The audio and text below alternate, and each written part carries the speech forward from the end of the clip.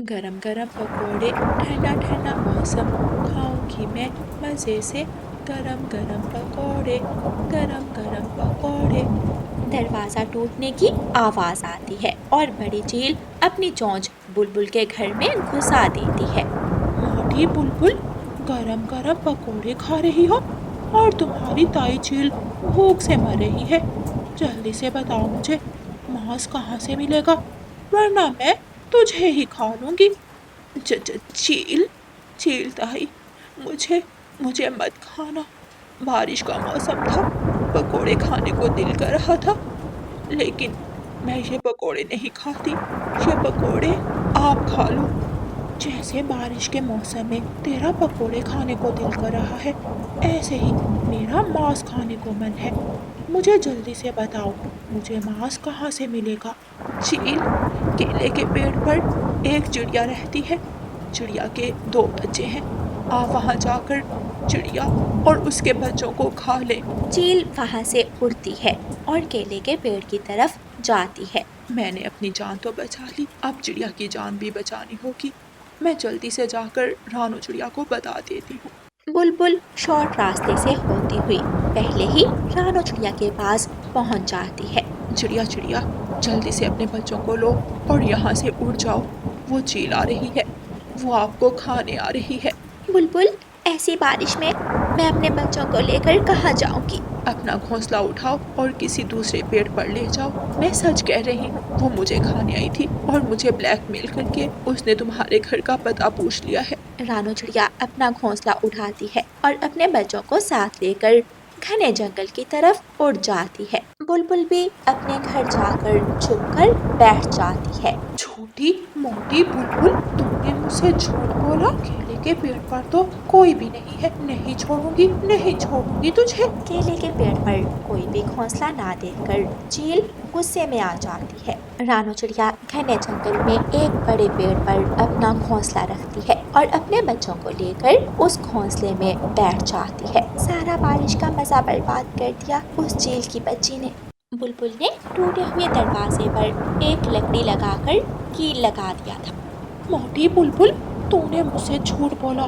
खोल, दरवाजा खोल, मैं तुझे छोड़ूंगी नहीं, मैं तुझे खा जाऊंगी। चील ताई, मैंने झूठ नहीं बोला। चिड़िया सच में केले के पेड़ पर रहती है। शायद वो वहां से चली गई होगी। मैं थक चुकी हूँ, दरवाजा खोलो, मुझे थोड़ा अपने घर में आराम करने दो। मैं वादा करती हूँ, मैं तुझे नहीं खाऊंगी। बुलबुल जानती थी कि अगर वो दरवाज़ा नहीं खोलेगी तो चील वहां से नहीं जाएगी, इसलिए डरती हुई बुलबुल दरवाज़ा खोल देती है और चील बुलबुल के घर में चली जाती है। ताई चील, मुझे खाने से आपका पेट नहीं भरेगा। मेरा शरीर फूला हुआ है, मांस नहीं है। मैं तो हड्डियों से भरी हुई हूँ। मैं थक गई हूँ। बारिश में उड़ना बहुत मुश्किल है। बुलबुल, मैं सोने लगी हूँ, मुझे तंग मत करना। चील बुलबुल के घर में आराम से सो जाती है। जैसे ही चील सोती है, बुलबुल चुपके से घर से बाहर निकल जाती है। कव्वे, कव्वे भैया, दरवाजा खोलो, जल्दी करो। कौवा जल्दी से दरवाजा खोलता है। कव्वे भैया, मेरे घर चील आ गई है। वो भूखी है और मुझसे मांस मांग रही है। तो क्या तुमने उसे मेरे घर का रास्ता तो नहीं बताया? नहीं नहीं, मैंने उसे कुछ नहीं बताया। वो थकी हुई थी। अभी तो वो सो रही है, लेकिन वो जैसे ही सोकर उठेगी वो मुझसे दोबारा मांस मांगेगी। बुलबुल, मेरे पास एक उपाय है।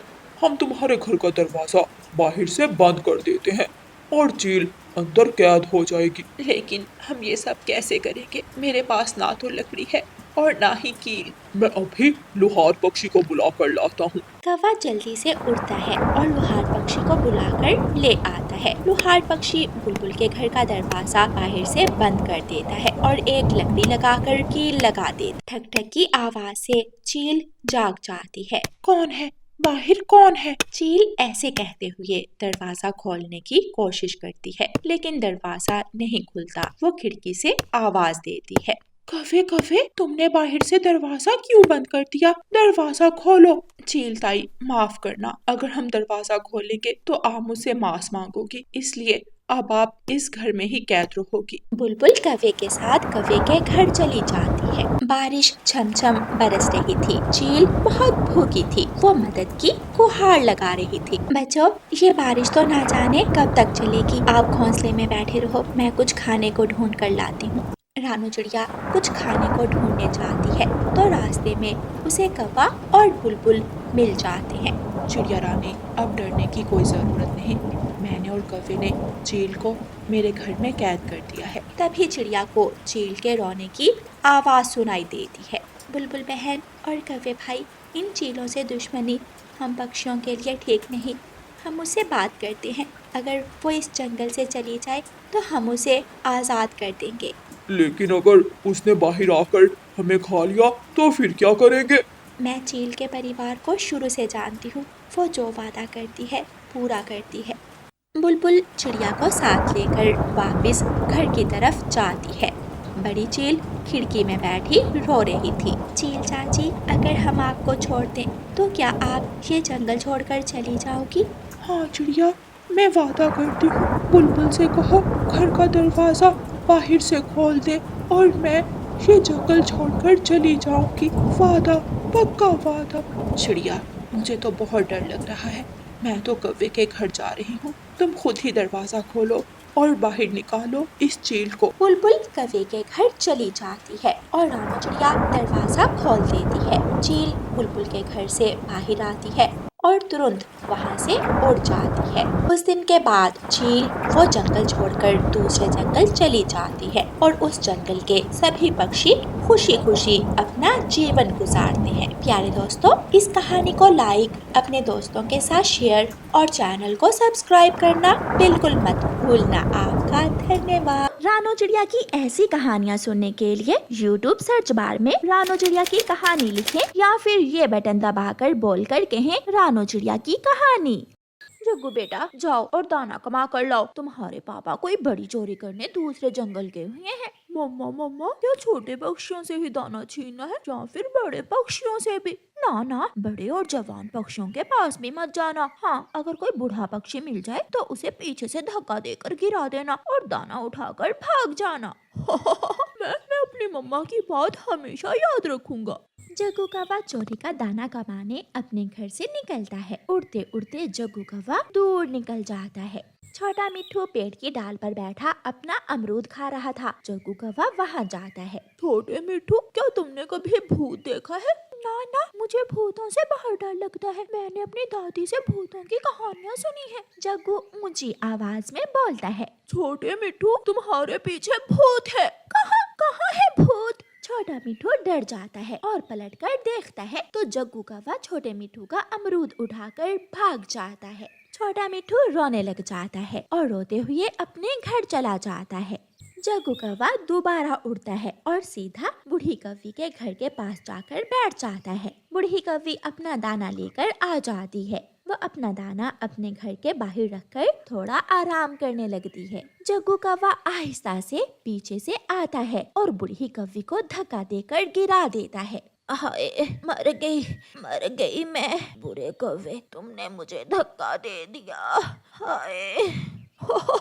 गिर गई, बूढ़ी कौवी गिर गई। जग्गू कौवा बूढ़ी कौवी का दाना उठाकर घर भाग जाता है। जग्गू बेटा, तुम भी थोड़ा दाना खा लो। नहीं मम्मा, मैंने छोटे मिट्ठू से अमरूद छीन कर खा लिया था। और मेरा जग्गू दाना किससे छीन कर लाया है? मैं बूढ़ी कौवी से दाना छीन कर लाया हूँ। मम्मा मम्मा, बूढ़े पक्षियों से दाना छीनना तो बहुत आसान है। बूढ़े पक्षी तो बहुत जल्दी गिर जाते हैं। अब तो मेरा जग्गू बेटा बूढ़े पक्षियों से भी दाना छीन लिया करेगा। एक दिन रानू चिड़िया अपने घर के बाहर पेड़ की डाल पर बैठी हुई थी। रानू चिड़िया मकई का भुट्टा खा रही थी कि जग्गू कौवा पीछे से आकर उसे धक्का दे देता है। रानू चिड़िया संभल जाती है। बेशरम छोटे कौवे, भाग जाओ वरना मैं एक थप्पड़ लगाऊंगी तुम्हारे। चिड़िया चिड़िया, क्या तुम बूढ़ी नहीं हो? अगर तुम बूढ़ी होती तो कब की गिर गई होती। अपनी माँ से पूछो जाकर। जग्गू कौवा वहाँ से भाग जाता है। जग्गू कौवा जा रहा था कि छोटा मिट्ठू जग्गू कौवे को बुलाता है। जग्गू जग्गू, मेरी बात सुनो। क्या हुआ छोटे मिट्ठू? क्या आज फिर तुम मुझे अपना भोजन देने वाले हो? नहीं, आज तो मेरे पास भोजन नहीं है, लेकिन पहाड़ों पर एक बूढ़ी चील रहती है जिसके पास इतना सारा भोजन है। तुम जाकर उस चील को धक्का देकर गिरा दो और भोजन छीन लो उससे। शुक्रिया छोटे मिठू, मेरी मदद करने के लिए। जग्गू वहाँ से चला जाता है। अब पता चलेगा तुझे दुष्ट कौवे, सबको तंग करता है ना तू, अब देखना कैसे पिटेगा तू। जग्गू कौवा पहाड़ों की तरफ जाता है। बूढ़ी चील सूखे पेड़ पर बैठी अनाज और फल अलग अलग कर रही थी। उसकी टोकरी अनाज और फलों से भरी हुई थी। जग्गू कौवा आहिस्ता आहिस्ता पीछे से जाता है और बूढ़ी चील को धक्का देकर गिरा देता है। चील गिर जाती है। वो बड़ी थी इसलिए उसे चोट नहीं आती। जग्गू कौवा जब भोजन की टोकरी उठाकर जाने लगता है तो चील पीछे से उसे पकड़ लेती है। तेरी इतनी हिम्मत कि मेरा भोजन छीने? छोटे कौवे, आज तो तुझे मैं छोड़ूंगी ही नहीं। फिर बूढ़ी चील जग्गू कौवे को पकड़कर मारने लगती है और मार मार कर जग्गू कौवे का बुरा हाल कर देती है। बूढ़ी चील, मुझे छोड़ दो, मुझे छोड़ दो। रानो चिड़िया भागी भागी गोरी कौवी के पास जाती है। गोरी गोरी, तुम्हारे जग्गू को चील ने पकड़ लिया है, जल्दी जाओ उसे बचाने। कहाँ है चिड़िया मेरा जग्गू? पहाड़ों पर, जल्दी जाओ।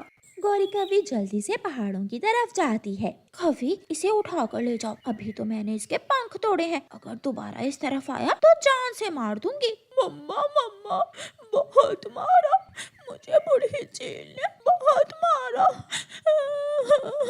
आपने तो कहा था कि बूढ़े पक्षी कमजोर होते हैं, लेकिन ये पक्षी तो बहुत शक्तिशाली है। जग्गू चुप कर जा बेटे, क्यों मेरी भी हड्डी पसली तुड़वाएगा। फिर गोरी कौवी अपने बेटे जग्गू को उठाकर घर ले जाती है और अपने किए पर बहुत पछताती है। कबूतर, मेरी बात सुनो। कबूतर, यहाँ आओ। अगर मैं इस चील के पास गया तो ये चील मुझे खा जाएगी। ये मुझे धोखे से अपने पास बुला रही होगी। कबूतर चील की बात सुने बिना ही वहाँ से भाग जाता है। थोड़ी देर बाद एक तोता वहाँ से गुजरता है। चील तोते को आवाज देती है। तोते, सुंदर मिठू तोते, मेरी मदद करो। सुंदर मिठू तोता तुम्हारी बातों में नहीं आने वाला, किसी और को उल्लू बनाओ। मिठू तोता भी वहाँ से चला जाता है। सब मुझसे डरते हैं, पक्षी ये नहीं जानते कि मैं बहुत मुश्किल में हूँ। कोई मुझे पानी नहीं लाकर दे रहा, कोई मेरी बात नहीं सुन रहा। वो चील बीमार बनकर मुझे अपने पास बुला रही थी चिड़िया, मगर मैं तो दूर से ही चील की बात सुने बिना ही वहाँ से दौड़ आया हूँ। तोते भैया, हो सकता है वो चील सच में बीमार हो, आपको उसकी मदद करना चाहिए थी। ना बाबा ना, मैं तो चील के पास से भी ना गुजरूं, चीलें बहुत झूठी होती हैं। तोते की बात सुनकर चिड़िया के दिल में दया आती है और वो पहाड़ों की तरफ चील के पास जाती है। चील दी, क्या आप बीमार हो? हाँ चिड़िया, मुझे कल से बुखार है, मुझे बहुत प्यास लगी हुई है, कोई मुझे नदी से पानी ला दे, फिर ही मैं बचूंगी, वरना शाम तक मैं प्यास से मर जाऊंगी। चील दी, अगर मैं पानी लेकर आऊं तो आप मुझे खा तो नहीं जाओगी? नहीं नहीं, मेरा विश्वास करो, मेरा पंख छू कर देख लो, मेरा शरीर कैसे तप रहा है। नहीं नहीं, छूने की जरूरत नहीं है। डरती डरती चिड़िया चील के लिए पानी लेने नदी पर जाती है। चिड़िया एक मटके में पानी भरती है और वापस उड़ती है। चील दी, ये रहा पानी और ये रहा गिलास, जी भरकर पानी पी लें। चिड़िया, मुझे एक गिलास पानी डाल दो, मुझ में इतनी ताकत नहीं है कि मैं उड़ सकूं। फिर चिड़िया मटके से पानी का गिलास डालकर चील को दे देती है। अब मैं जाऊं? हाँ चिड़िया, तुम्हारा बहुत बहुत धन्यवाद जो तुमने मुझ चील पर विश्वास किया। चिड़िया वहाँ से चली जाती है। कुछ दिन गुजर जाते हैं। चिड़िया की पड़ोसन गोरी कौवी बहुत लड़ाकी थी। वो नदी पर बैठी हुई थी। पास उसका बेटा जग्गू कौवा खेल रहा था। चिड़िया का बेटा कुकू भी वहाँ आ जाता है।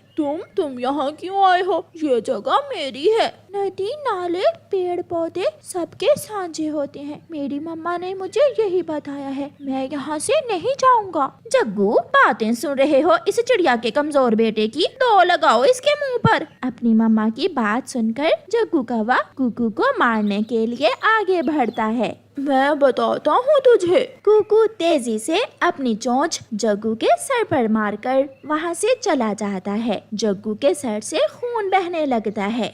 मर गया। हाय मम्मा, मारा मुझे उसने, मेरे सर पर मारा। जग्गू, तेरे तो सर से खून बहने लगा है। गौरी कव्वी जग्गू को लेकर अपने घर चली जाती है। गौरी कव्वी जग्गू के सर पर पट्टी करती है। नहीं छोड़ूंगी, मैं उस चिड़िया और उसके कमजोर बेटे को नहीं छोड़ूंगी।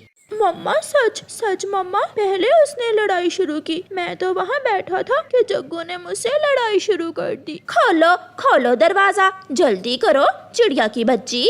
चिड़िया डर जाती है और एक सुराख में से बाहर देखती है। कुकू बेटा, अलमारी के पीछे छुप जाओ, गौरी कव्वी आ गई है, वो छोड़ेगी नहीं अब किसी को, वो बहुत गुस्से में है। कुकू अलमारी के पीछे छुप जाता है। चिड़िया दरवाजा खोलती है। निकालो बाहर अपने उस गुंडे को, मैं देखती हूँ उसे। गौरी बहन, कौन? यहाँ तो कोई गुंडा नहीं है। अपने बेटे को, जिसने चोंच मारकर मेरे जग्गू के सर पर जख्म किया है। गौरी बहन, कुकू तो अभी घर नहीं आया, वो ना जाने कहाँ चला गया है। आ ले एक बार वो घर, मैं उसे जान से ही मार दूंगी। गौरी गुस्से में वापस चली जाती है।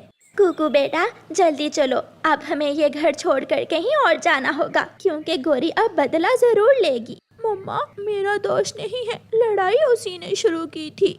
मगर मम्मा चिड़िया अपने बेटे को साथ लेकर अपने घर से निकलती है। रास्ते में मम्मा चिड़िया को वही चील मिल जाती है जिसकी मदद कुछ दिन पहले चिड़िया ने की थी। चिड़िया चिड़िया, ये सामान लेकर तुम कहाँ जा रही हो? चील दी, मेरे पड़ोस में एक कव्वी रहती है, वो मेरे बेटे की जान की दुश्मन बन गई है, वो मार देगी मेरे बेटे को, इसलिए मैं अपना घर छोड़कर कहीं और जा रही हूँ। सालिम हमेशा कमजोर पर ही जुल्म करता है, तुम चलो मेरे साथ, मैं देखती हूँ कौन है वो कव्वी।